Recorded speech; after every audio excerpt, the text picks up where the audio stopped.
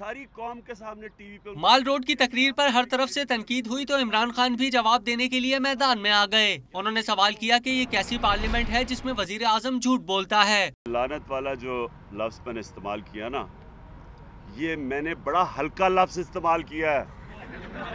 ये आप शुक्र करें मैंने यही किया है। मैं जो लफ्ज कहना चाहता था ना, जो मेरे मुल्क के को लूट रहे हैं, पार्लियामेंट उनको प्रोटेक्ट कर रही है। मुझे ये बताएं कौन सी दुनिया की पार्लियामेंट अवाम दुश्मन को प्रोटेक्ट करती है। इमरान खान ने ख्वाजा आसिफ को मुल्क के लिए सिक्योरिटी रिस्क करार दे दिया। उन्होंने दावा किया कि वजीर खारजा के अकाउंट से पैसा अमेरिका जा रहा है।